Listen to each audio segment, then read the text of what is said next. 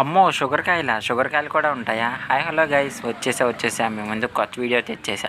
ఈరోజు వీడియో వచ్చేసి ఏంటంటే మా ఊర్లో షుగర్ కాయలని పిలుస్తున్న ఈ కాయల్ని చూసి ఎలా ఉన్నాయో తిని చూద్దాం రండి.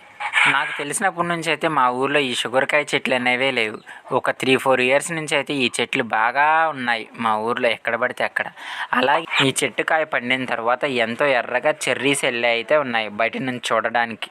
చూడండి చెట్టు నిండా కాయలు ఎంతో ఎర్రగా ఎంతో మంచిగా కనిపిస్తున్నాయి కదా, చూడగానే తినాలనిపిస్తున్నాయి ఈ కాయలనైతే. ఎంతో ఎర్రగా కనిపిస్తున్నాయి ఈ చెట్టు కాయలు అయితే కోసుకు తిందాం రండి. ఈ కాయలు ఏం కాయలో కానీ మా ఊర్లో షుగర్ ఉన్న వాళ్ళు అయితే పొద్దుండే ఈ కాయలు తినడం మొదలుపెట్టారు. కొంతమంది వీటిని షుగర్ కాయలని పిలుస్తున్నారు, కొంతమంది ఏమో వీటిని గసగసాల కాయలని కూడా పిలుస్తున్నారు. ఫైనల్గా చెట్టుకున్న తాజా కాయలు అయితే కోసేసాం. ఇప్పుడు ఒక కాయ తిని చూద్దాం రండి. ముందుగా అయితే కాయకున్న తోలుని ఈ విధంగా ఒలిస్తే అందులో లోపల నిజంగానే గసగసాలలాగా ఉన్నాయి ఆ గుజ్జు మొత్తం. ఈ విధంగా కాయ పైన ఉన్న తోలు మొత్తం తీసేసి తింటే నిజంగానే గసగసాల్లో మనం పంచదార కలుపుకుని తింటే ఎలా ఉంటుందో అలాగే ఉంటుంది. అలాగే దీని లోపల గుజ్జు చాలా తీయగా ఉంది, అచ్చం గ్రేప్స్కి మెల్లనే ఉంది.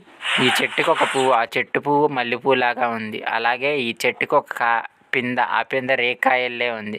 అలాగే ఈ చెట్టుకు ఒక కాయ, ఆ చెట్టు కాయ చెర్రీ లాగా ఉంది. షుగర్ వచ్చిన వాళ్ళైతే ఈ కాయల్ని ద్రాక్ష కాయలు తిన్నట్టు తింటున్నారు. అలాగే ఇవి చాలా తీగా కూడా ఉన్నాయి. మా అమ్మమ్మ చూడండి ఎంత సులభంగా ఎలా తినేస్తుందో ఈ కాయల్ని. అలాగే మీ ఊర్లో కూడా ఈ చెట్లు ఉన్నాయా? ఈ చెట్లని మీరు ఏమని పిలుస్తారు? ఈ కాయలు మీరు ఎప్పుడన్నా తిన్నారా? తింటే ఎలా ఉన్నాయో కామెంట్ రూపంలో తెలియచేయండి.